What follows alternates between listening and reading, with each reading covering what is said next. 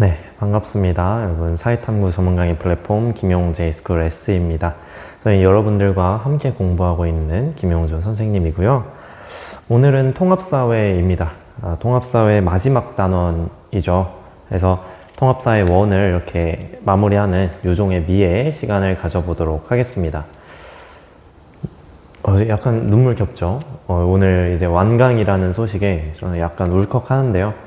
이런 식으로 여러분들이 어떤 한 강좌를 이렇게 마무리해 냈다라는 거, 여기에 큰 의미를 두시고 자부심을 가지고 열심히 더 공부하고 정진해 나갔으면 좋겠습니다.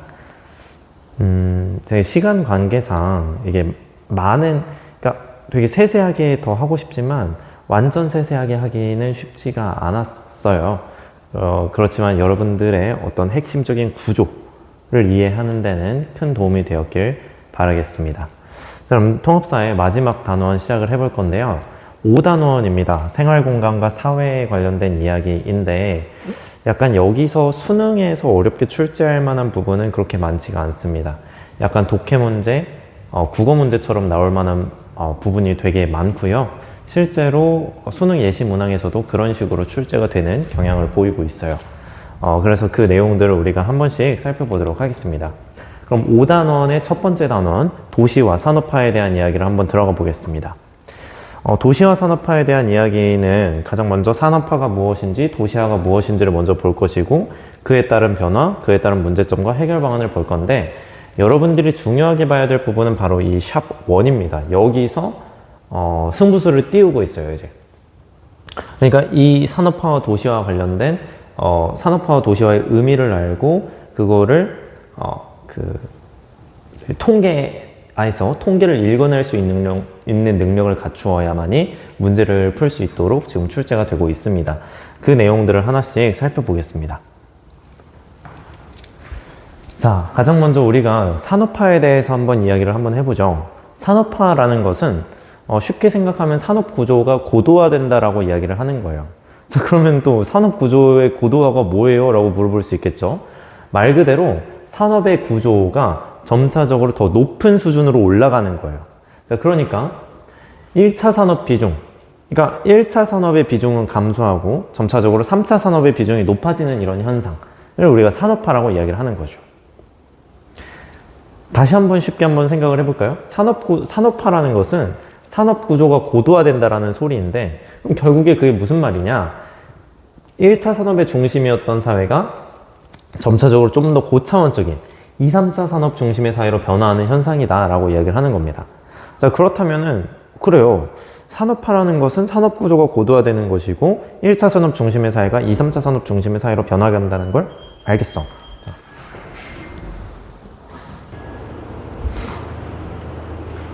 네, 어디까지 했죠? 그래. 1차 산업 중심의 사회가 2, 3차 산업 중심의 사회로 변화하는 현상이 산업화라고 했는데, 그래서 1차 산업이 뭐고 2차 산업이 뭐고 3차 산업이 뭔데요? 라고 물어볼 수 있겠죠. 지금 하나씩 보겠습니다. 1차 산업이라는 것은 자연물에서 바로 얻어낼 수 있는, 자연에서 바로 얻어낼 수 있는 1차적인 산업을 1차 산업이라고 이야기를 합니다. 그러니까 쉽게 이야기해서 농업이라고 생각하셔도 돼요, 여러분들. 농업이라고 생각하셔도 된다. 근데 뭐 자연에서 얻어낼 수 있는 건 농업도 있고 임업도 있고 수산업, 해산물 이렇게 먹는 것도 있죠. 이런 모든 것들을 통틀어서 1차 산업이라고 하고요. 2차 산업이라고 하는 것은 이제 자연물에서 획득한 것을 한번 가공해서 만드는 이런 산업을 2차 산업이라고 이야기를 하는 거예요. 광업이 대표적이고, 그러니까 뭔가를 캐서 가공해서 판매를 하잖아요. 이 광업. 자, 그리고 2차 산업의 대표 주자는 공업이라고 생각하시면 돼요. 뭔가 공장에서 물건을 찍어내는 거, 이런 공장에서 일을 하는 거, 제조업, 이런 게 전부 다 2차 산업에 들어간다라고 생각하시면 됩니다. 그리고 이제 뭐 자연에서 얻는 게 아니라 아예 인간에게만 서비스를 제공하는 산업, 3차 산업이에요. 뭐 법률 서비스, 금융 서비스, 네이버, 카카오, 유튜브, 구글 이런 게 전부 다 서비스업, 3차 산업입니다. 3차 산업은 서비스업이라고 생각하시면 돼요.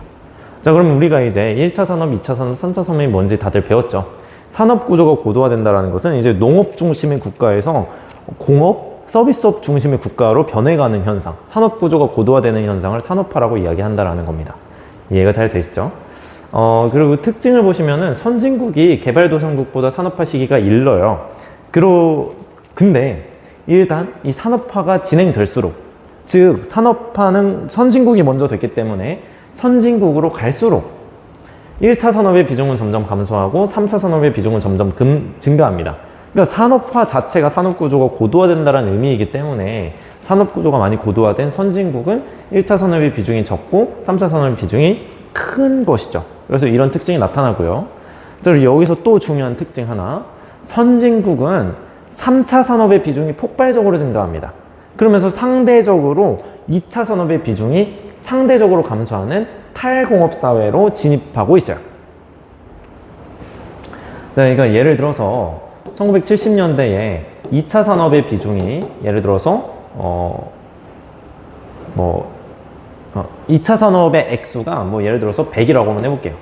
근데 3차 산업의 액수가 100이었어. 이때 똑같이. 이때 2020년대라고 이야기를 할 때 2차 산업이 200만큼 늘어났어. 근데 3차 산업의 생산량이 1800까지 늘어났다고 한번 해보세요. 이제 2차 산업의 양은 분명히 늘어나긴 했지만 3차 산업이 너무 폭발적으로 증가했기 때문에 전체 비중에서 차지하는 비율은 상당히 적어졌죠. 얘는 2분의 1만큼 차지하고 있었는데 여기서는 이제 10분의 1만큼밖에 차지를 안 하잖아요. 이런 식으로 선진국일수록 2차 산업의 비중이 상대적으로 이렇게 감소하는 탈공업사회로 진입하였다라는 점을 잘 기억을 하시면 되겠습니다. 다음 이제 우리 도시화 한번 볼까요? 도시화라는 것은 도시에 거주하는 인구 비율이 증가하는 거라고 생각하시면 돼요. 도시에 사는 인구의 비율이 증가하는 현상, 도시화 현상이라고 생각을 하시면 되는데, 이런 도시화는 산업화와 함께 진행이 됩니다. 산업 구조가 고도화되면 고도화될수록 도시화율도 높은 특성이 있어요. 그래서 대체로 도시화는 산업화와 함께 진행된다는 것을 잘 기억을 해 두셔야 돼요. 그걸 보여주는 게 바로 이 도시화의 3단계입니다. 같이 한번 봐볼까요? 첫 번째, 우리는 초기 단계예요. 도시화가 진행되지 않은 단계. 그러니까 이 초기 단계는 농업 중심의 사회였겠죠. 주로 개발도상국이 여기에 해당합니다. 두 번째로 이제 가속화 단계로 넘어가게 돼요. 이제 도시에 사는 인구가 급증하는 시기이고요. 그러고 나서 도시에 사는 인구가 너무 많아져. 이미 많으면은 더 이상 증가하지 않겠죠? 그 단계를 우리가 종착 단계라고 이야기를 합니다.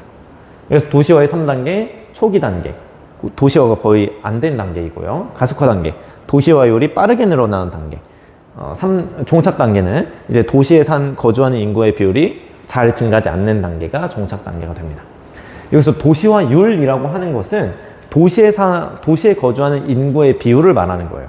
예를 들어서 도시화율이 20%다? 전체 인구 중에서 20%가 도시에 산다라는 이야기입니다. 이해가 되시죠?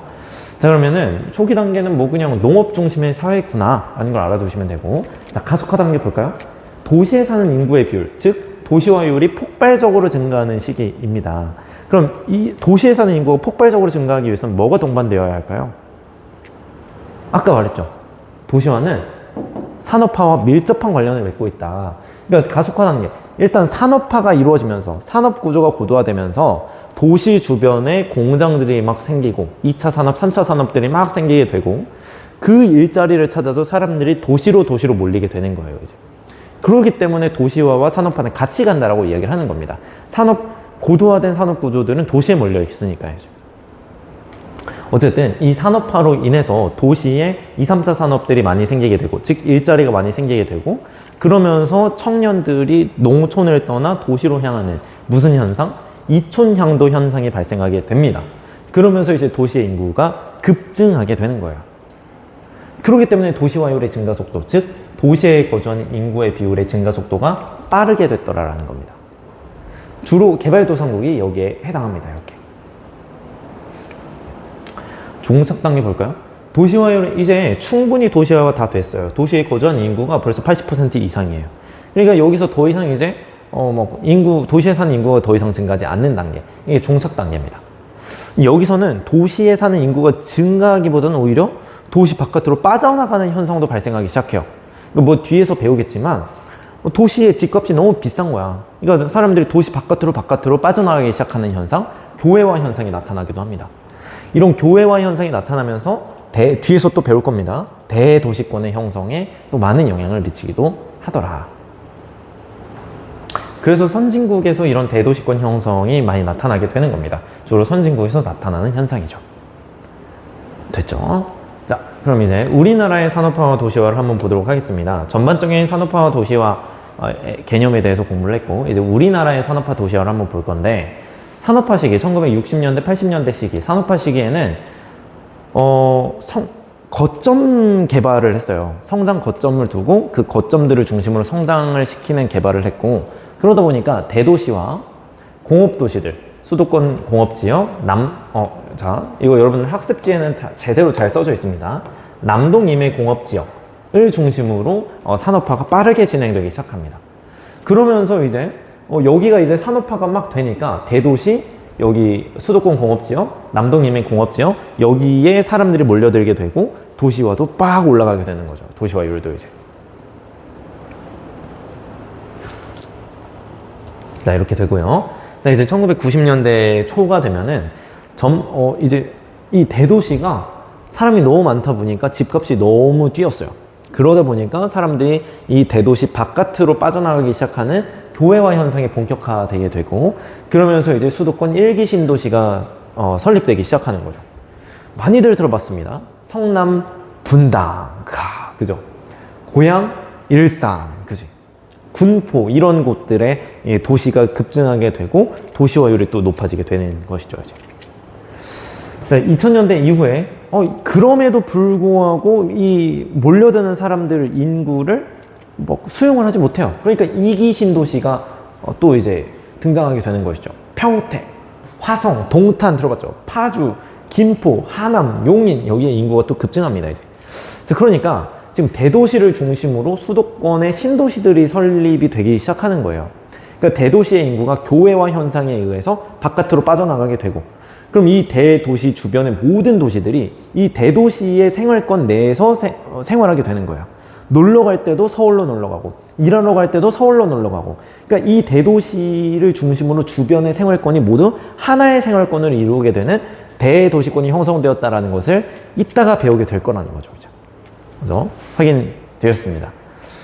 자, 그리고 이런 식으로 수도권 주변을, 수도권으로 사람들이 계속 몰리다 보니까 수도권을 중심으로 막 신도시를 건립하는 이런 방법도 썼지만, 이제 중앙에 모여있는 것을 지방으로 분산시키는 정책도 펼치게 됩니다. 그게 바로 혁신도시 사업이라고 합니다. 자, 그럼 그 혁신도시 사업이 무엇이냐? 바로 이거예요. 수도권에 있었던 공공기관을 지방으로 내려보내는 겁니다. 그래서 이 지방으로 내려보냄으로써 사람들이 지방에 내려와서 살도록 유도하는 것이죠. 그러면서 사람들이 지방에 내려와서 살게 되면은 수도권 과밀화가 해결되게 되고, 그러면서 이제 인구 밀집을 약간 해결하려고 하는 것이죠. 그래서 우리 전주 같은 경우에도 혁신도시가 있습니다. 혁신도시가 있잖아요. 그럼 거기는 뭐가 내려왔어요? 국민연금공단이 내려와서 그 도시, 혁신도시를 조성하게 된 겁니다.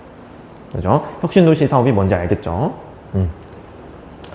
자, 그러면은 중요한 게 바로 여기였어요. 자, 이 뒤에 내용들은 산업화 도시화에 따른 변화 내용인데 크게 중요하진 않고 여러분들 대충 읽어가면서 이해하는 정도면 되겠습니다. 자, 먼저 산업화 도시화로 인해서 생활 공간이 변화하는데 거주 공간이 변화합니다. 고층 건물이 증가하게 되죠. 그럼 고층 건물이 증가하는 이유는 뭐야? 제한된 공간을 효율적으로 이용하기 위해서 이런 고층 건물들이 증가하는 거죠.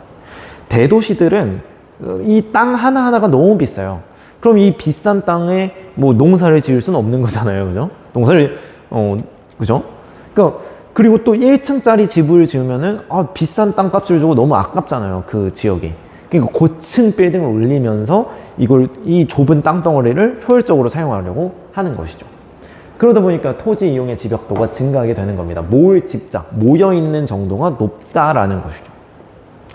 자, 그리고 두 번째 특징이 도시 내부 지역의 기능이 분화합니다. 기능이 분화해요.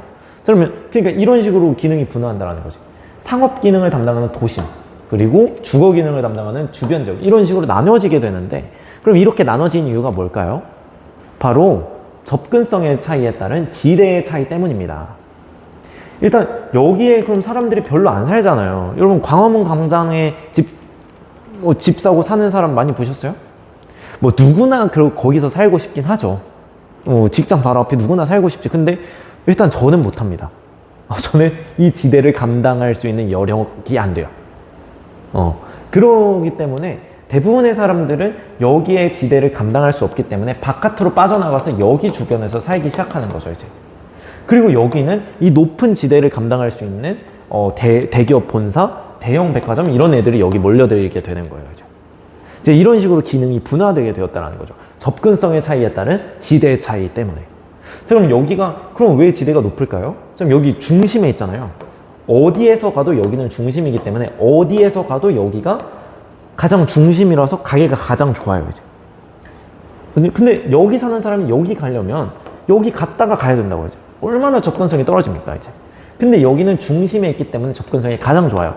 그러다 보니까 여기에 사람들이 막 여기서 장사를 하려고 하게 되고, 그러다 보니까 여기가 집값이 막 뛰는 겁니다, 이제. 무슨 말인지 알겠죠? 그러면서 이렇게 기능이 분화되었다라는 걸 이해를 하시면 되겠습니다. 자, 그러면 이렇게 기능이 분화됐는데 방금 우리가 봤어요. 도심 봤습니다. 도심 봤어요. 도심 방금 바꿨던 것처럼 접근성이 높기 때문에 지대도 높아요. 그렇기 때문에 여기에는 정말 이 높은 지대를 감당할 수 있는 대기업 본사, 대형 백화점 이런 애들만 들어와요. 그러다 보니까 여기는 업무를 주로 담당하는 중심 업무 지구가 형성됩니다. 업무와 사업 기능이 집중하게 돼요. 자, 여기 부도심이라는 게 있는데 부도심은 그냥 도심의 기능을 분산해서 담당한다라는 것 정도로 이해하시면 되겠습니다. 자, 그리고 이 주거지역과 공업지역이 바로 여기 주변 지역으로 가게 되는 거예요, 이제. 이 주거지역 같은 경우에는 또 사람이 진짜 거기서 살기 위한 이런 지역이에요. 얘네들은 되게 지가가 낮은 외곽 지역에 주로 분포하는 경향이 있죠. 저 같은 사람들이 대부분의 사람들이니까요. 그 도심에 있는 땅값을 감당할 수 있는 사람은 몇 되지 않습니다. 그러니까 그 주거 기능들은 집값이 싼 바깥으로 이렇게 밀려나게 되는 거죠. 그래서 외곽 지역에 주로 분포하는 경향이 있고요. 공업지역 같은 경우에도 넓은 부지가 필요해요. 공장은 넓은 부지가 필요하단 말이야. 근데 도심에서 그 넓은 부지를 차지해서 공장 매연을 내뿜으면 그거는 지대 낭비죠. 지대는 그렇게 많이 내는데 뭐 공장을 돌려? 이거 약간 좀 비효율적인 거예요. 얘는 높이 올라갈 수 있는 게 아니라 넓게 써야 되는 것이기 때문에 뭐 상대적으로 지가가 낮은 외곽 지역으로 가는 게 훨씬 이득이죠. 그러니까 외곽이 주로 형성이 되게 되는 거예요. 자, 그리고 아까 말했던 것처럼 이 높은 집값을 감당할 수 없는 사람들이 도시 밖으로 교외화 현상이 나타난다 그랬죠? 그러면서 바깥으로 나타나게 되면서 사람들이 이제 도시 바깥에서도 살기 시작하는 거예요, 이렇게. 도시 바깥에서 살기 시작하니까 이 사람들이 서울 바깥에 살긴 하지만 결국 생활권은 서울이야. 서울에서 놀고 서울에서 직장 다니고 서울로 밥 빌어 먹고 살아요. 그러니까 결국 이 대도시 서울을 중심으로 하는 하나의 생활권이 형성되었다라는 점에서 대도시권이 형성됐다라고 이야기를 하는 겁니다, 이제. 네, 무슨 말인지 아시겠죠, 이제. 자, 그러면은 그 나머지 내용들은 여기는 좀 크게 중요한 건 아니고요. 그냥 도시화와 산업화가 되면서 생태 환경도 변화했다. 토지 이용이 이렇게 변화했죠. 원래는 녹지들이 많았는데 포장 아스팔트 다 깔아버리고, 하천을 직선으로 만들어버리고, 네, 인공 건축물들이 증가하고, 그리고 많은 인구가 좁은 면적에서 다양한 경제활동을 하면서 오염물질이 과도하게 배출이 되고, 이런 특징들이 있다라는 거죠. 자, 세 번째, 산업화 도시화로 인한 생활 양식의 변화를 한번 보겠습니다. 교과서에서는 여기를 좀 많이 밀고 있기 때문에 내신 시험 준비할 때 여기를 꼭 확인을 하셔야 됩니다. 첫 번째 변화는 도시성이 확산됐다라는 거예요. 자, 그렇다면 여기서 도시성이 무엇이냐 도대체? 도시성이라는 것은 쉽게 생각하면은 도시 사람들이 가지고 있는 문화라고 생각하시면 돼요. 도시 사람들만이 가지고 있는 하나의 문화를 도시성이라고 얘기를 한다. 그러니까 도시 사람들은 약간 농촌 사람들과 다르게 약간 시니컬하고, 막 약간 정도 약간 부족하고, 빨리빨리를 좋아하고, 느긋하지가 못하고 그러잖아요. 이 도시 사람들의 특징, 도시 사람들의 문화를 도시성이라고 한다. 그럼 이 도시성의 특징은 뭐냐? 효율성, 합리성, 익명성이 강조된다라는 거죠. 자, 옛날 같은 경우에는 제가 어렸을 때만 하더라도, 제가 나이가 40대니까요. 제가 어렸을 때만 하더라도 옆집에 반찬 새로 하면 옆집에 나눠 먹고 막 그랬어요. 근데 요즘은 그런 정 있는 분위기를 보기는 그렇게 쉽지가 않죠. 도시에서는 이제. 그러니까 왜냐면은 그게 효율적인 거예요. 내가 이웃과 이렇게 나눠서 먹는다? 그건 약간 비효율적인 거지. 나 먹기 살기도 바쁜데. 이런 게 강조되는 게 도시의 특징이다라는 겁니다. 효율성, 합리성, 그리고 익명성이 강조되죠. 여러분, 지금 당장 옆집에 누가 사는지 아세요? 지금 모르는 경우가 태반일 거예요. 물론 뭐 인싸 집안에서 태어난 친구들은 옆집에 누가 사는지 막 다 알겠지만 대부분의 사람들은 내 옆에 누가 사는지, 내 윗집에 누가 사는지 잘 모른다고요, 이제. 그러니까 익명성이 강조가 되게 되는 겁니다, 이제.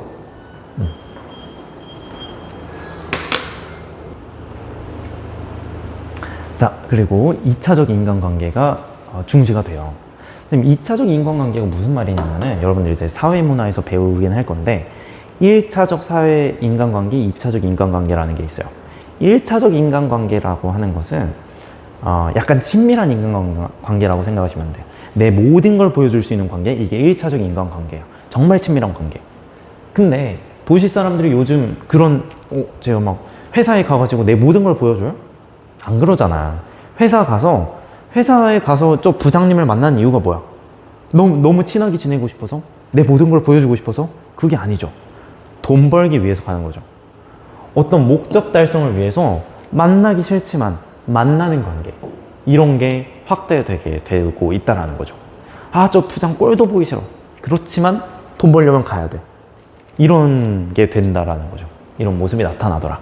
이게 2차적 인간관계의 특징입니다. 그래서 약간 이해타산적이고요. 자율성과 다양성이 존중이 돼요. 그러다 보니까 사회적 유대감은 약화될 수밖에 없게 되는 거죠. 자, 두 번째, 직업이 분화되고 전문화가 이루어집니다. 직업이 분화되고 전문화가 돼요.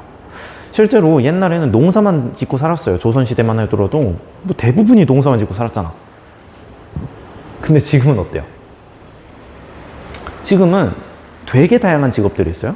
뭐 주식 트레이더스도 있고, 뭐 AI 개발자도 있고, AI 중에서도 뭐 이미지 관련 개발자도 있고, 뭐 마케팅 부서도 있고, 되게 많은 직업이 다양하게 분화되고 있어요. 그러니까 뭐 그런 이야기입니다, 그냥. 세 번째, 개인주의가 확산하고 있죠. 약간 이 친구랑 맥락이 같죠, 이제.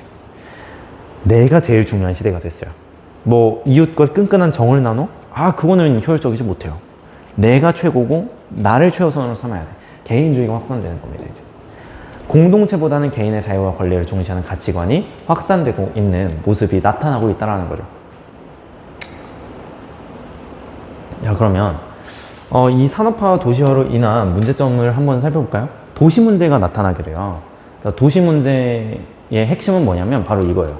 도시 인구가 확 증가했잖아요.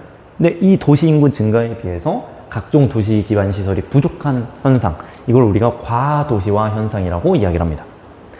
자, 다시 도시에 밀려드는 도시 인구 증가에 비해서 도시 기반 시설이 부족한 현상이 과도시화 현상이 나타난다. 그게 이제 도시 문제의 핵심이 되는 것이죠. 그 사람들은 몰려드는데 사람들이 살 주택이 부족하고요, 상하 수도가 부족하고요, 또 이제 도로가 부족하고요, 대중교통이 부족해요. 이게 도시 기반 시설이라고 하는 것은 도시가 기능하기 위해서 필수적인 시설들을 말하는 거예요. 근데 도시 인구에 비해서 이런 도시 기반 시설이 부족하면은 도시가 제대로 운영될 리가 없겠죠. 그죠? 이 과도시화 현상이 나타나더라. 이런 문제가 발생할 수 있습니다. 즉, 이게 이 밑에 있는 주택 문제, 교통 문제, 환경 문제를 다 만들어내는 거죠. 첫 번째, 주택이 부족하다 보니까 집값이 상승하고, 그러니까 이 높은 집값을 이렇게 감당하지 못하는 사람들은 무허가 주택들을 막 우후죽순 만들게 되는 거죠. 이런 무허가 주택, 불량 주택, 판잣집을 짓고 살게 되는 거예요. 이런 불량 주택 밀집 지역을 우리가 슬럼이라고 이야기를 합니다. 밑에서 조금 용어는 같이 한번 보도록 하겠습니다. 어쨌든 슬럼이 형성되더라. 교통 문제는 뭐 교통 혼잡, 주차난이 발생하기도 하죠. 환경 문제로는 수질 토양오염, 대기오염이 발생하기도 하고, 자, 두 번째, 교과서에서 밀고 있는 강조점이죠. 열섬 현상이 나타나기도 합니다. 도심의 기온이 주변 지역보다 높은 현상이에요. 그죠? 자, 왜 그럴까? 도심이 이렇게 있는데 얘네의 온도가 이 주변 지역보다 높은 현상이에요. 그럼 왜 그러느냐? 이 도심은 녹지 공간이 적습니다. 주변 지역에 비해서. 근데 이산화탄소를 빨아들이고 산소를 배출해줄 나무가 부족하니까 이 이산화탄소가 하나의 온난화, 온실 효과를 만들어내는 거죠. 그리고 포장 면적이 증가해요. 아스팔트 보세요. 이게 열을 그대로 흡수해가지고 막 아지랑이 피어 오르는 거 여름엔 보이시잖아요. 얼마나 뜨겁습니까? 냉난방 시설과 자동차 등에서 배출되는 인공 열로 인해서 또 이렇게 데워지는 거예요.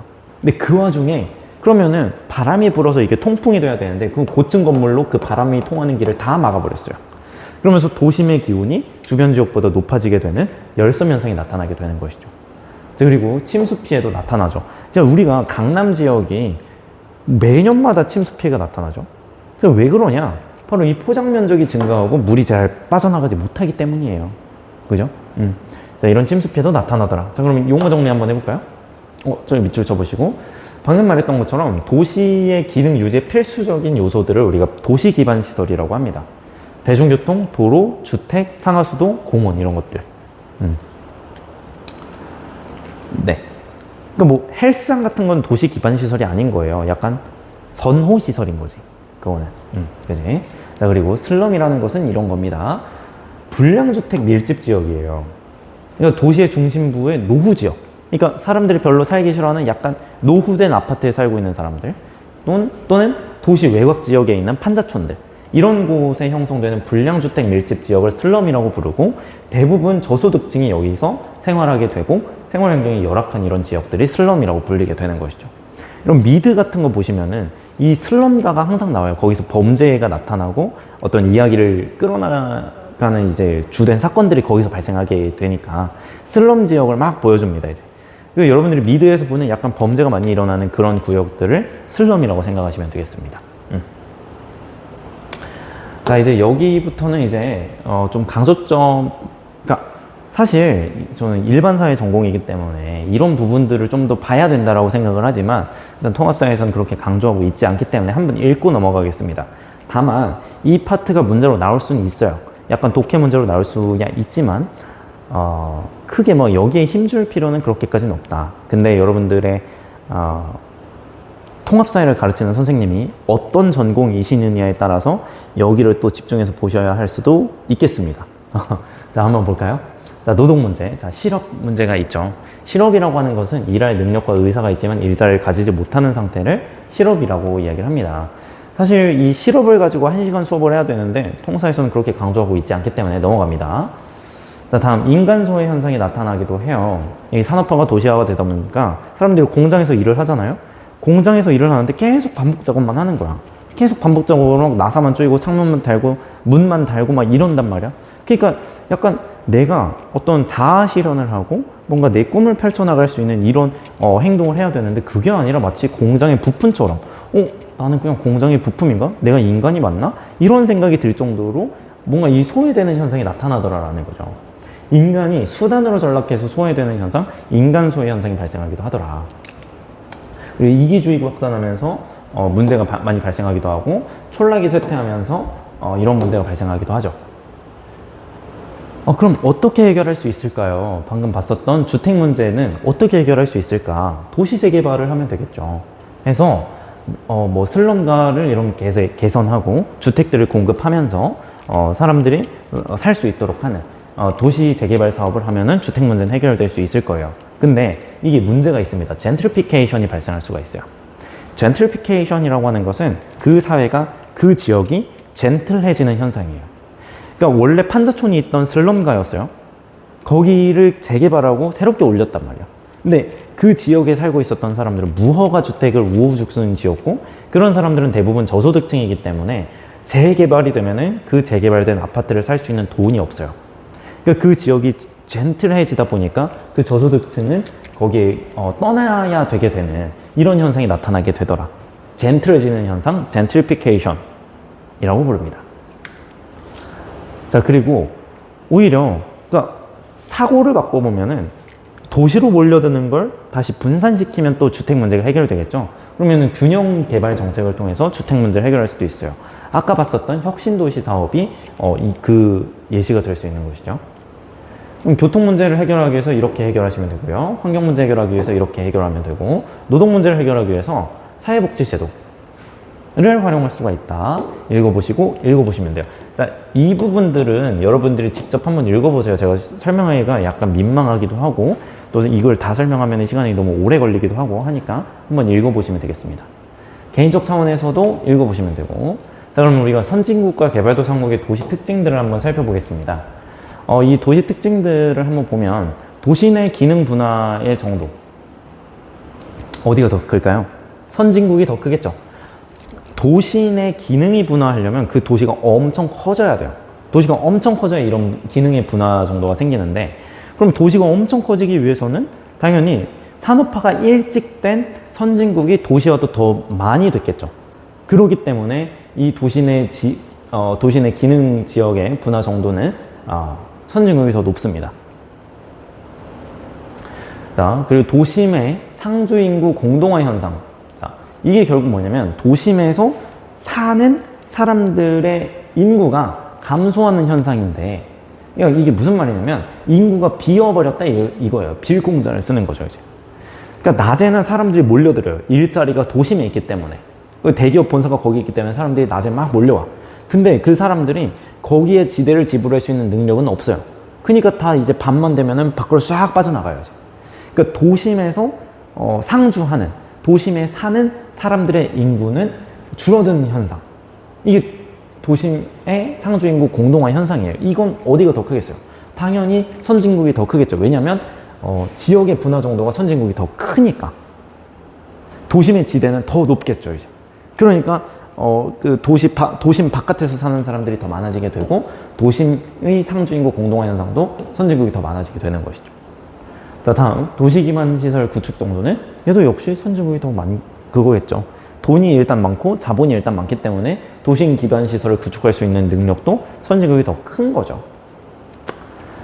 네, 그러면은 우리가 지금까지 그 내용들을 한번 살펴보면서 도시화 산업화에 대한 이야기를 했습니다. 제가 강조를 했던 것처럼 도시화 산업화라는 그 개념 자체가 중요하고, 이 통계를 분석할 수 있는 게 중요하다라고 말씀을 드렸습니다. 통계를 잘 분석할 수 있어야 돼요. 같이 한번 분석을 해보죠. 각각은 네팔, 일본, 타이 중 하나이고요. 도시화 과정에 대한 설명이 이렇게 나타나고 있습니다. 그죠? 그래서 방금 했었던 이야기 그대로예요. 그리고 도시화율과 도시 인구 증가율을 통해서 도시화의 단계가 어느 정도인지를 확인할 수 있다라고 이야기를 하네요. 도시화율은 일본, 타이, 네팔 순, 한국, 타이, 네팔 순으로 높고, 도시 인구 증가율, 이제 도시가 폭발적으로 증가하는, 도시의 인구가 폭발적으로 증가하는 그 증가율을 말하는 거예요. 이거는 네팔, 타이, 한국, 일본 순으로 높다라고 이야기를 하고 있습니다. 그러니까 도시화율 자체, 이미 도시에 살고 있는 인구의 비율 자체는 선진국일수록 높겠죠.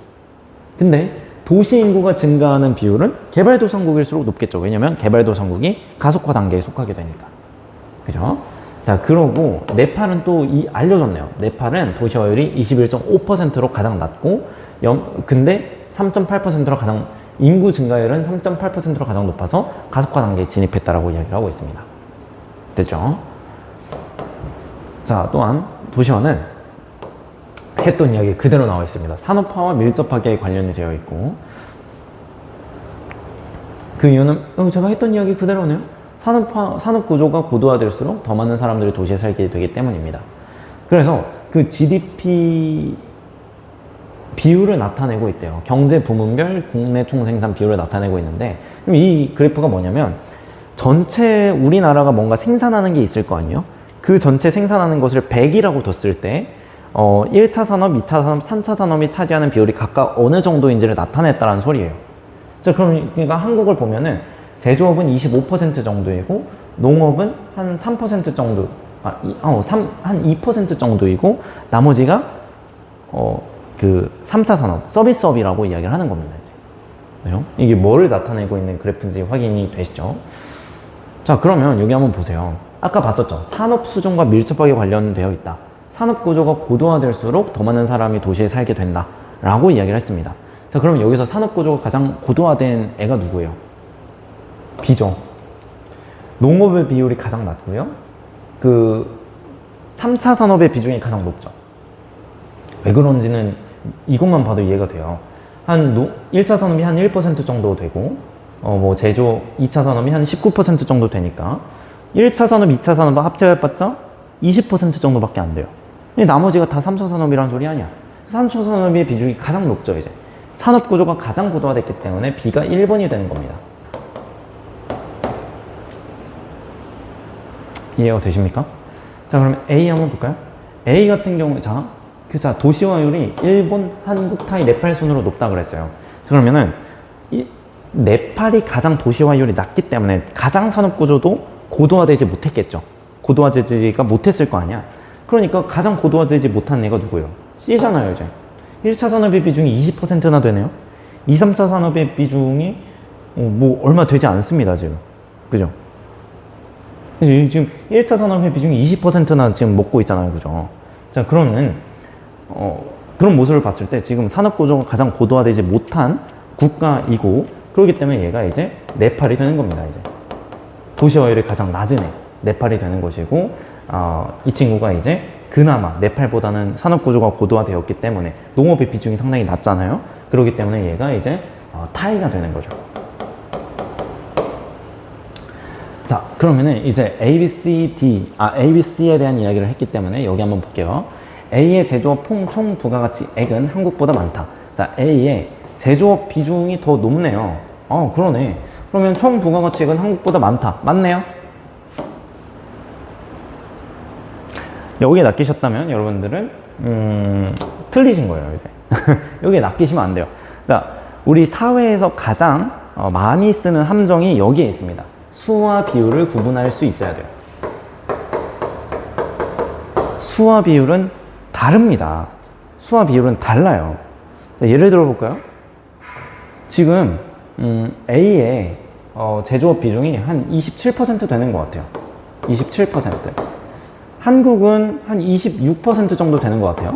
그지? 26% 정도 되는 것 같아. 자, 그러면은 이게 부가가치액이 한국보다 많은 거야? A가? 아니죠. 그러면 타이의 국내 총생산 중에서 27%가 제조업이 차지하고 있다는 거예요. 타이의 전체 국내 총생산을 100이라고 봤을 때 그 중에서 27%가 제조업이다라는 거죠. 그럼 결국 이게 그리고 한국도 마찬가지. 한국의 전체 GDP를 100이라고 뒀을 때 그 중에서 26%가 제조업을 차지한다라는 거예요. 제조업이 차지한다. 자, 근데 여기서 알아두셔야 될 건 전체 GDP가 국가마다 다를 거 아니에요. 예를 들어서 A의 전체 GDP가 예를 들어서 한 100만 원이라고 쳐볼게요. 100만 원이야. 그럼 100만 원에 27%면 27만 원밖에 안 되네요. 그죠? 그치? 자, 근데 예를 들어서 한국의 GDP가 1000만 원이야. 그러면은 1000만 원의 26%는 260만 원입니다. 이런 경우에는 한국이 더 크지. 그렇기 때문에 많다가 아니라 이게 모른다가 되어야 되는 거예요. 모른다. 자, 근데 여러분, 우리는 알고 있죠. 한국이 타이보다 월등히 그 GDP 수준이 높다라는 걸 알고 있기 때문에 이걸 바꿔도 그러니까 한국의 제조업 총 부가가치액은 A보다 많다라고 하면 맞는 말이긴 합니다. 근데 여러분 막 아리까리 할 때는 알 수 없다라고 하시고 넘어가셔야 돼요. 알 수 없다. 그리고 또 이제 평가원 문제가 그럴 때 아리까리하게 문제를 내진 또 않아요.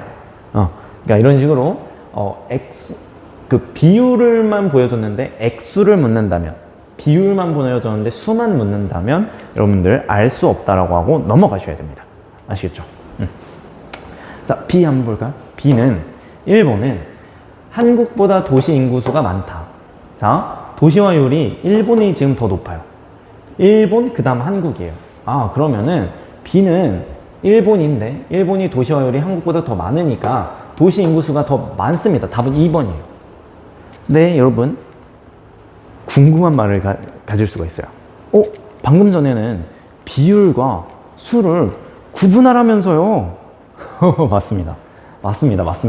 맞는 지적이에요. 지금 도시화율이 높다고 제가 도시 인구수가 더 많다라고 이야기를 해버렸습니다.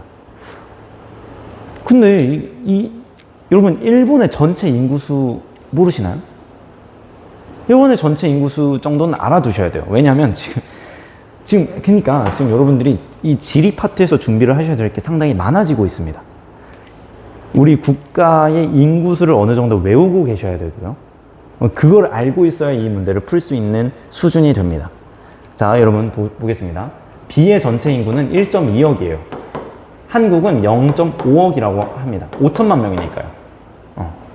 자, 근데 도시화율이 B가 더 높대요. 이미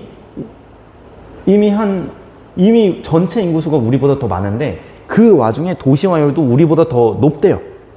자, 그러니까 뭐 예를 들어서 얘가 도시화율이 80%다. 그럼 우리나라는 이제 70%인 거죠. 근데 우리나라는 이미 이 수가 적은데 도시화율도 여기보다 더 적으니까, 그죠? 이 수가 B가 더 많다라는 결론이 나올 수가 있는 거죠, 이제. 자, 그러니까 수와 비율은 우리가 구분할 수가, 그러니까 수와 비율은 우리가 구분을 하셔야 됩니다. 그렇지만 비율만 주어졌을 때 이 각각의 모집단, 그러니까 분모의 숫자를 안다면 우리는 이 문제를 비율만 알려줬다고 하더라도 숫자를 풀어낼 수 있는 거예요. 무슨 말인지 알겠나요? 전체 숫자를 안다면 비율만 보여준다고 하더라도 우리는 그걸 비교할 수가 있다. 전체 숫자를 알면은 비교할 수 있잖아요. 그죠? 이걸 잘 이해를 하셔야 됩니다. C는 네팔이죠. 도시 인구수가 촌락 인구수보다 많다. 아니죠. 지금 도시화율이 21.5%밖에 안 된대요. 그 소리는 무슨 소리야? 전체 인구의 20%만 도시에 산다는 이야기야. 그럼 나머지 80%가 촌락에 사는데 이게 무슨 말입니까, 이게? 에이, 타이는 일본보다 산업화가 그럴 리가 없죠. 일본이 더 빨리 됐지. 도시화율이 더 높으면 높을수록 더 빨리 산업화가 되었다라고 생각하시면 됩니다. 타이는 일본보다 국내 총생산에서 서비스업이 차지하는 비율이 더 높다? 그럴 리가 없습니다. 지금 여기 보시면은 타이는 이거 합쳐서 뭐야, 이게? 이게 제조업이 한 27%, 농업이 한 7% 정도 되니까 한 34%가 제조업과 농업에 종사하고 있어요. 그럼 나머지 66% 정도가 서비스업에 근무하는 거죠. 일본은 농업과 제조업에 일하는 비중이 한 20% 정도밖에 안 돼요. 그럼 나머지가 전부 다 서비스업에 근무한다는 소리네요, 이제. 그러니까 택도 없는 소리를 5번에서 하고 있었습니다. 자, 2차 예시 문항 한번 봐볼게요. A와 B는 각각 도시 촌락 중 하나이고 다는 대한민국, 베트남, 영국 중 하나라고 이야기를 합니다. 자, 그럼 여기서 뭐 이 앞에 있는 내용들은 우리가 공부했던 이야기를 그대로 써놓은 것밖에 안 되고요. 한번 보면 가나다를 통해서 A 인구가 어떤 인구인지 B 인구가 어떤 인구인지를 아셔야 돼요. 자, 일단 우리나라가 있기 때문에 우리나라 인구가 몇 명인지는 다들 아시잖아요. 몇 명? 5천만 명. 그러니까 5천만 명이 가잖아요, 그죠? 이거 대한민국이죠. 자, 그러면은 우리 지금 2015년에 도시 인구가 더 많아요? 아니면 촌락 인구가 더 많아요? 도시 인구가 더 많잖아요. 그러니까 A가 도시 인구, B가 촌락 인구구나 라는 것을 확인할 수가 있습니다. 자, 그러면 A가 도시 인구라는 것은 다는 1955년부터 도시화율이 많이 진행됐다는 이야기네. 자, 그럼 여기서 영국, 베트남, 대한민국 중에서 얘가 뭐겠어? 영국이겠죠. 1955년부터 도시화율이 이렇게 높은데 영국일 수밖에 없지. 얘가 선진국이니까. 그럼 나는 베트남이 되는 거죠. 자, 한번 볼까요? 자, 1번. 영국은 대한민국보다 1970년대 도시 인구 증가율이 더 높다. 1970년대 한번 볼까요? 여기는 이미 종착 단계이기 때문에 증가를 별로 안 해요. 근데 우리 1970년대 보세요. 가속화 단계예요. 엄청 기하급수적으로 증가하고 있죠. 바뀌어야 되겠습니다. 디귿은 종착 단계는 초기 단계보다 1차 산업 종사자 비율이 높다? 초기 단계가 더 높죠. 자, 베트남은 2015년에 니은에서 디귿으로 진입하였다? 여러분, 종착 단계라고 하려면 도시화율이 80% 이상이어야 돼요. 지금 근데 도시화율이 이게 뭐야? 3분의 1 정도밖에 안 되는데. 그래서 한 30%밖에 안 되니까 뭐 애매합니다, 얘는 이제. 뭐 가속화 단계라고 할 만하겠죠, 이제. 가는 대한민국은 영국보다 교회화 현상의 출현 시기가 이르나요? 교회화 현상의 출현 시기가 이른 건 선진국이 그렇습니다. 근데 우리나라보다 더 선진국이잖아, 영국이. 그러니까 이게 바뀌어야 되죠, 이제. 가에서 다 중에서 1955년의 도시화율은 다가 가장 높죠. 이거 자료만 보더라도 풀리죠, 이거는. 우리가 배경시식이 없지 자료만 봐도 5번이라는 답은 여기서 딱 나옵니다, 이제. 왜냐면 1955년에 A 인구가 가장 많은 게 영국 다니까요, 이제. 되셨죠? 자, 그러면 이렇게 해서 도시와 산업화는 마무리하도록 하고요.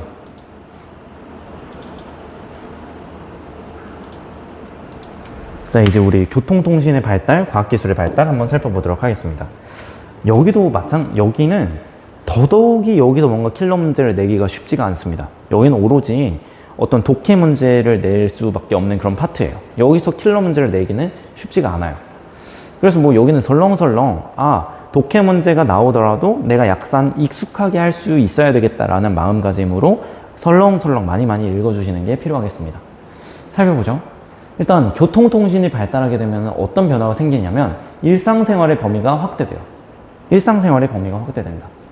그러니까 우리가 교통이 발달하게 되면서 옛날에는 뭐 한 달 열심히 가야 부산까지 갈 수 있었는데 이제는 뭐 하루면 가잖아요. 부산에 살아도 서울에서 생활할 수 있는 이런 시대가 열렸습니다. 일상생활의 범위가 확대되었어요.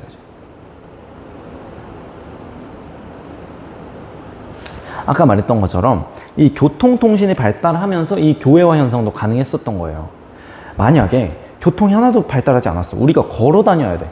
그러면 서울에 직장이 있는데 우리가 수원이나 화성에서 막 살 수가 있어요? 없잖아요. 왜냐면 걸어서 서울 직장까지 가는데 뭐 하루 반나절이 걸리는데, 그죠? 교통이 발달했기 때문에 이것도 가능했던 거예요. 자, 그리고 교회화 현상이 점점 커지면서 이 대도시, 서울을 중심으로 그 주변 지역이 모두 서울의 생활권 범위 내에 속하게 되는 대도시권이 형성된다라고 이야기를 했죠. 이 이야기는 우리 산업화 도시화에서 이미 진리도록 했기 때문에 여러분들이 이해를 잘 했을 거라고 생각을 합니다.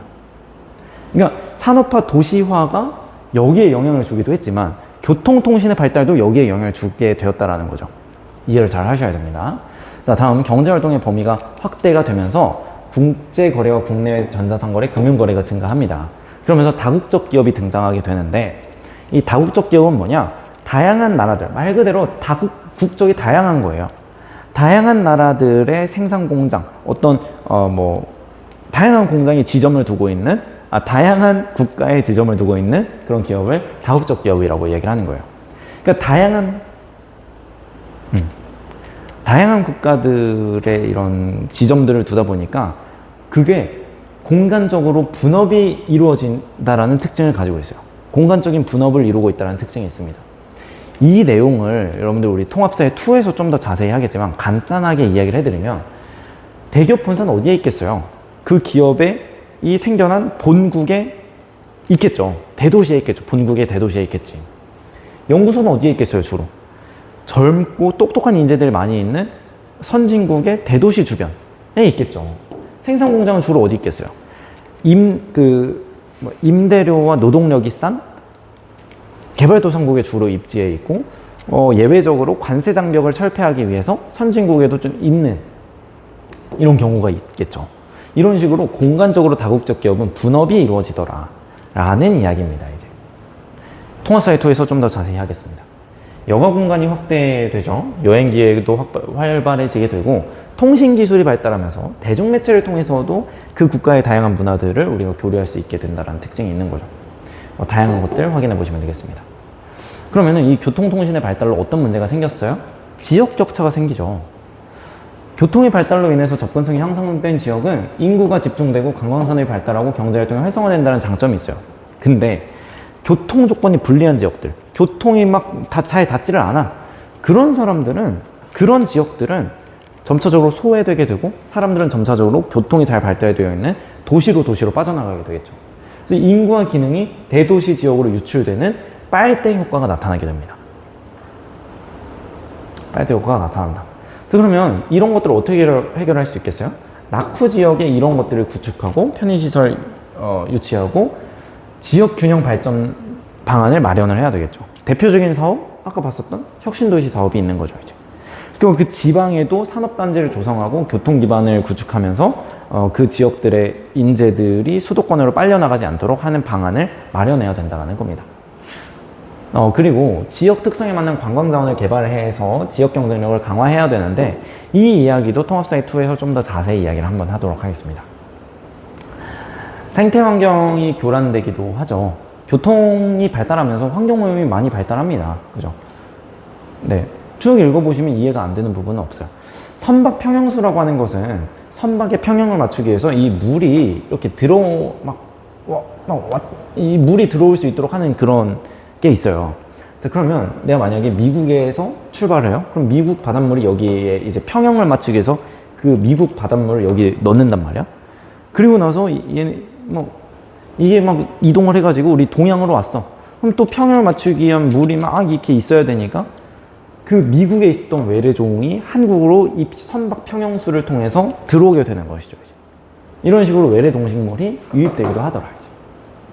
또 이제 막 밀반입 하는 애들도 있죠. 이제. 자, 그리고 오버튜어리즘.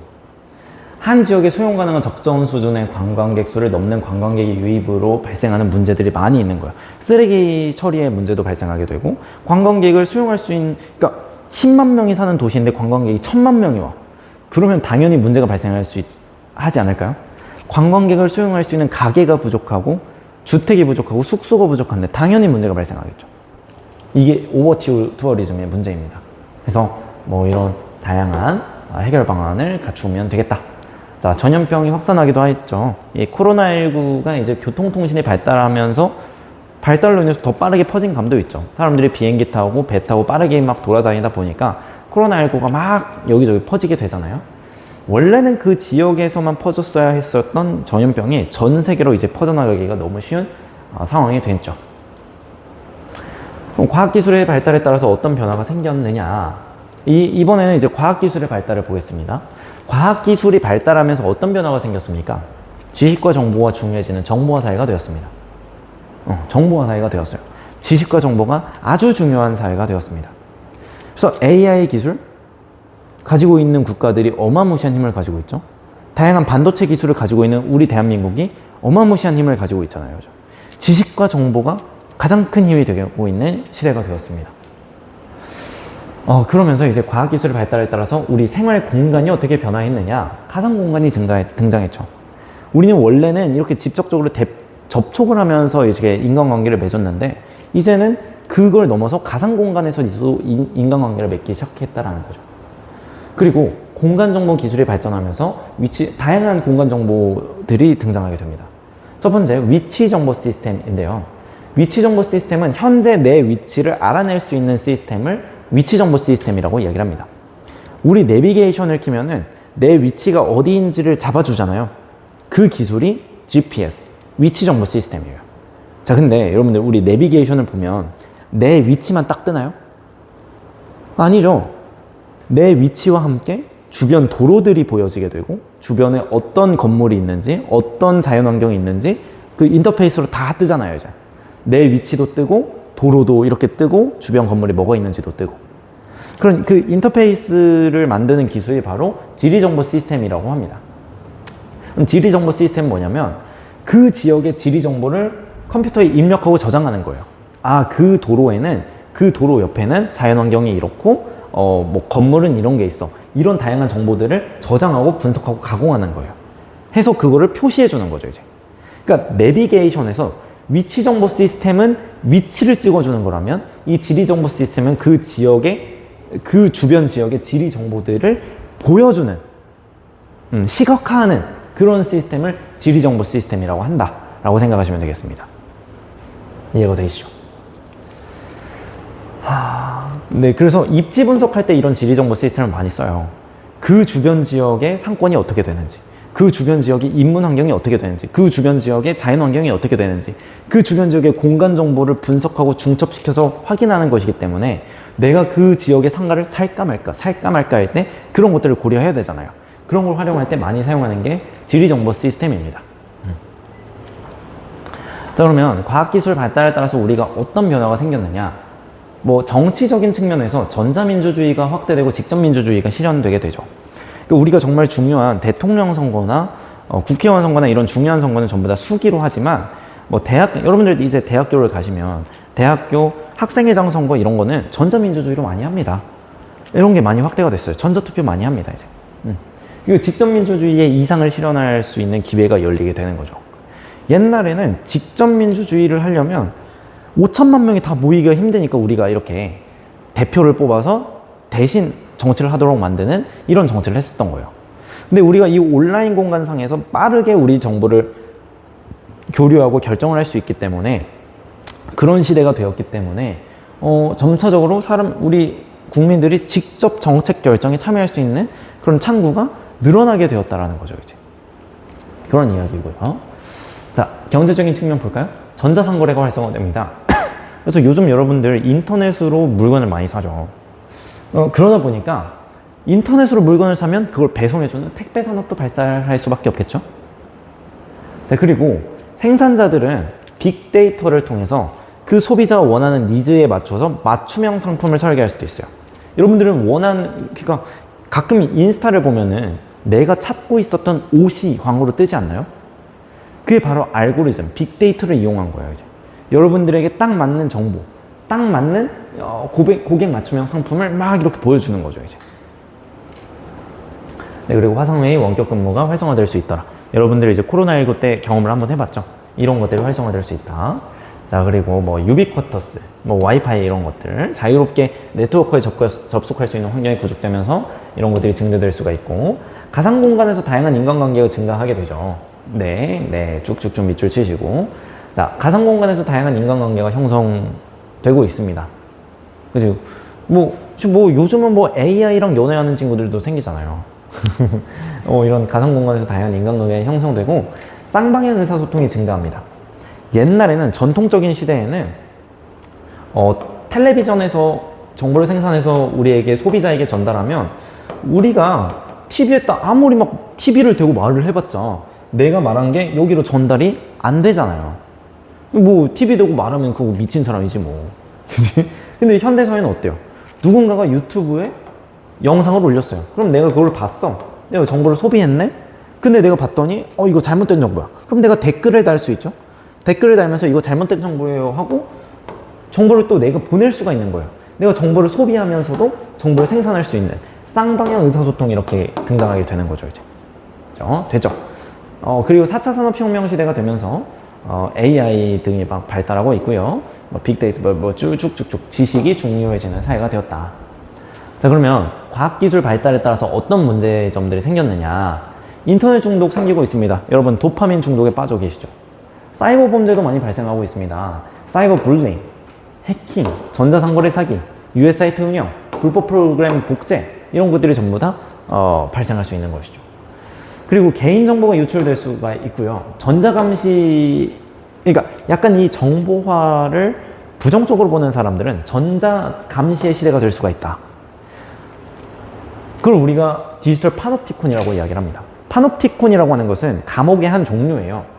여기에 교도관들이 이 가운데에 있고 이 주변에 감옥이 이렇게 있는 거예요. 죄수들은 여기에 이렇게 갇혀 있는 거예요. 근데 이 교도관이 있는 곳은 되게 어둡게 해놨어요. 그래서 얘네들이 여기를 못 봐. 이걸 못 봐요. 그 죄수들은 교도관이 뭘 하는지 알 수가 없어요. 근데 근데 여기는 불빛을 다 켜놓는단 말이야, 이제. 죄수들이 있는 곳은. 그러니까 이 교도관들은 반대로 죄수들이 뭐 하는지는 다 알 수 있어요. 그러니까 죄수들은 이게 두려운 거지. 쟤네가 교도관들이 뭘 하는지 알 수가 없어, 죄수들은. 근데 교도관은 죄수들이 뭘 하고 있는지 일거수일투족을 다 볼 수 있습니다. 언제든. 그러니까 이게 정보사회에서 발생할 수 있다는 거죠. 우리가 이 정부가 뭘 하고 있는지 알 수는 없어요. 근데 정부는 이미 우리를 감시하고 있을 수 있다 라고 하는 약간 정보화 사회를 디스토피아 쪽으로 바라보는 이런 사람들이 이런 식으로 견해를 바라보기도 하죠. 그래서 여러분들 인스타 적당히 하셔야 돼요. 이제 스토리 이렇게 막 올리면은 여러분들 일거수일투족이 다 감시가 됩니다. 이제 그런 것들이 좀 조심하셔야 돼요. 자, 그리고 정보 격차. 정보의 격차가 발생하기도 하죠. 어떤 지역적, 신체적, 경제적, 사회적 여건 차이로 인해서 정보에 접근하고 이용할 수 있는 그 기회의 차이가 발생하더라라는 거죠. 그러니까 그걸 해결하기 위해서는 정보 기반 시설, 뭐 컴퓨터 없는 친구들에게 컴퓨터를 제공해주고 스마트폰 없는 친구들에게 스마트폰을 제공해주기도 하고 이런 활용 교육을 지원하면서 이 사람들이 자기가 필요한 정보를 적재적소에 획득할 수 있도록 하는 이런 교육을 해줄 필요가 있다는 겁니다. 노동시장의 양극화가 이루어지기도 하죠. 기계로 대체 가능한 인력과 대체 불가능한 인력 사이에 이런 격차가 발생하더라. 실제로 그렇죠. 단순 생산직이나 사무직 일자리는 점차 이제 이 AI 시대에서 설자를 이루어가고 있어요. 이런 문제가 있습니다. 자, 그렇기 때문에 우리는 이들을 재교육을 하고 창의적인 인재로 만들어야 하고 사회적 보장 시스템을 통해서 개선할 수도 있겠죠.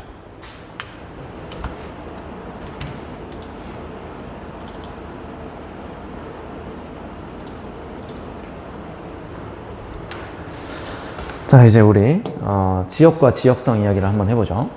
지역과 지역성 한번 보면은 지역이라는 건 이런 겁니다. 지리적 특성이 다른 지역들과 구별되는 지표상의 공간 범위를 지역이라고 이야기를 합니다.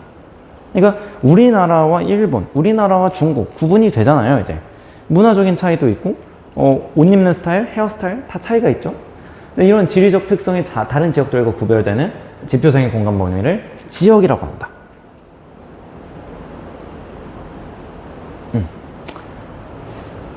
그리고 그 지역의 고유한 특성을 우리는 지역성이라고 이야기를 합니다. 그 지역만이 가지고 있는 특성들을 지역성이라고 하는 거죠. 우리나라 사람들은 젓가락으로 밥을 먹어. 서양 사람들은 포크로 밥을 먹어. 이런 것들이 하나의 지역성이 되는 것이죠. 근데 그런 지역의 공간 변화가 일어나고 있어요. 근데 그 요인들이 우리가 방금 배웠었던 얘네들입니다. 이제.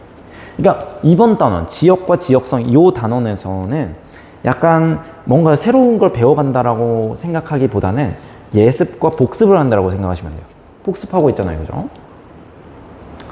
자, 그래서 지역의 공간이 변화하게 되는데 대도시는 공간 변화에 따라서 어떤 문제점이 생기죠?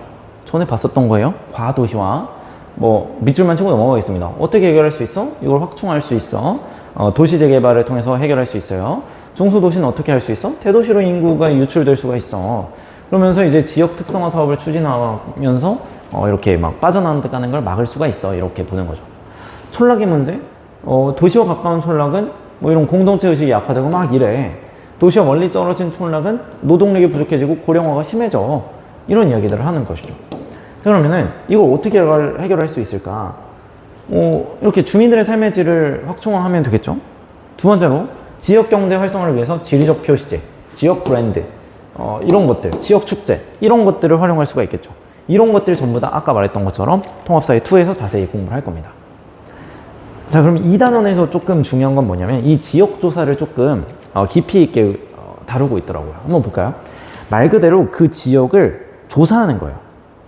약간 공간적인 관점에서 그 지역에 어떤 변화가 나타나고 있는지 그걸 조사를 하는 것이죠. 그 지역에는 어떤 특징이 있지? 어떤 모습을 보이고 있지? 어떤 변화가 나타나고 있지? 그 지역에 관해서 조사를 하는 겁니다. 방법은 간단하죠. 조사 주제랑 지역을 선정하고 조사 계획을 수립하고 지역 정보를 수집해야 되겠지. 그 지역에 어떤 특징이 있는지는 내가 수집을 해야 할 수 있을 거 아니에요. 근데 그 방법은 실내 조사와 야외 조사로 나눠지게 됩니다. 실내 조사를 통해서도 자료를 수집할 수는 있어요. 지도를 보면서 그 지역에 뭐가 있는지 확인할 수가 있고 그 지역의 문헌을 보고 그 지역에 어떤 특징이 있었는지 확인할 수도 있고 그죠? 실내에서 조사를 충분히 할 수 있습니다. 그리고 실내 조사 단계에서 야외 조사 준비도 할 수가 있는 거예요. 내가 그 지역에 가서 직접 가서 조사를 할 건데 어떻게 조사를 할까? 이런 것들을 여기서 할 수 있다는 거죠. 그리고 이 야외 조사를 통해서 이제 직접 방문해서 실제로 보고 사진도 찍고 실제 관측하고 설문조사도 하고 이러면서 그 야외에서 직접적으로 그 지역에 대한 정보를 수집하는 겁니다. 이게 야외 조사예요, 이제. 그러고 나서 이제 분석을 하는 거죠. 내가 조사한 결과를 바탕으로 통계 지도를 그리거나 그래프로 표현하거나 표로 표현하거나 아까 봤었던 GDP 표 봤잖아요, 그죠? 그 통계. 그러니까 이 지역 조사를 통해서 이 통계를 나타내는 거예요, 이제 이런 식으로. 이런 식으로 분석을 해서 여러분들이 시험 문제에서 볼 만한 이런 통계들이 등장하게 되는 겁니다, 이제. 네, 통계 지도의 종류들을 제가 일단 담아 봤어요. 이게 담아 놓은 이유는 여러분들이 그러니까 여러분들에게 문제로 나올 만한 이런 다양한 통계 지도들이 있는데 그 종류가 어떤 게 있는지를 좀 알려주고 싶었어요. 근데 이거를 달달달 외울 필요는 없죠. 점묘도가 뭔지, 단계 구분도가 뭔지, 도형 표현도가 뭔지 이렇게 달달달 외울 필요는 없고 점묘도는 이런 식으로 밀도를 나타낼 때 주로 활용한다. 유선도는 화살표를 이용해서 이동을 나타낼 때 주로 활용한다. 단계 구분도는 음영, 그러니까 그 색깔의 진함과 옅음 그걸로 단계를 보여준다. 도형 표현도는 이런 식으로 표현을 하는 거예요. 지금. 문제 한번 풀어보고 마무리 한번 해보겠습니다. 이게 사실 아까 방금 전에 봤었던 교통통신의 발달과 관련된 이야기를 하고 있는 거예요. 볼게요. 교통 발달에 따른 지역 변화를 보여주고 있습니다. 페마른벨트 해저 터널 공사가 진행되고 있는데 기존의 여객선을 대체할 거래요. 그러니까 이런 식으로 교통이 발달함에 따라서 레드부 지역, 자 여기에요, 여기 이 터널이 뚫리는 바로 앞에 있는 마을은 주민은 가가 예상된대요. 지금 교통이 발달되는 이런 지역의 마을은 생활권이 확대된다, 맞는 말이죠. 교통의 발달에 따른 변화가 생활권이 확대된다라는 거였잖아요. B도로 이용 시 이동거리가 현재 이용 중인 A도로에 비해서 확실하게 단축되어서 코펜하겐과 함부르크 간의 육상 밀비가 크게 절감될 거래요. 근데 일각에서는 완공 후에 교통 발달에 의한 빨대 효과를 우려하기도 한다네요. 빨대 효과 우리 아까 배웠잖아요, 그죠? 중소도시의 인구와 기능이 대도시로 유출되는 현상. 반대로 써놓네요. 중소도시의 인구와 기능이 대도시에 유출되는 현상이 빨대 효과인데 얘는 반대로 써놨습니다. 기억. 하나는 볼까요? 해저 터널이 완공되면 코펜하겐의 접근성은 높아질 수밖에 없겠죠. 얘의 교통이 발달한 거니까요, 이제. 자, 리얼. 해저 터널이 완공되면 함부르크와 코펜하겐 간의 이동 소요 시간은 A도로가 B도로보다 짧을 것이다. 아니죠. 아까 말했잖아요, 이제. A도로에 비해서 B도로가 더 짧아진다라고 이야기를 했기 때문에 답은 틀렸고, 답은 기억 디귿 이렇게 되는 겁니다. 자, 이렇게 해서, 통합사의 5단원 이렇게 마무리를 하게 되었습니다. 드디어 이제 통합사의 원, 여러분들의 큰 산을 하나 넘었습니다. 근데 통합사의 원은 사실 약간 제가 생각하기에는 약간 워밍업이라고 생각하시면 돼요. 워밍업 정도다. 진짜는 통합사의 2입니다. 통합사의 2에서 여러분들을 괴롭힐 만한 다양한 주제들이 있기 때문에 그 부분들에서 우리가 좀 더 세밀하게 공부를 해보도록 하겠습니다. 그럼 저희는 이렇게 통합사의 원 마지막 강의를 마무리하도록 하겠고요. 완강을 축하드리고 완강을 축하드립니다. 그리고 우리는 2학기에 통합사의 2에서 달라진 모습으로 보도록 하겠습니다. 저는 그럼 지금까지 통합사회를 가르치는 김용주였습니다. 감사합니다.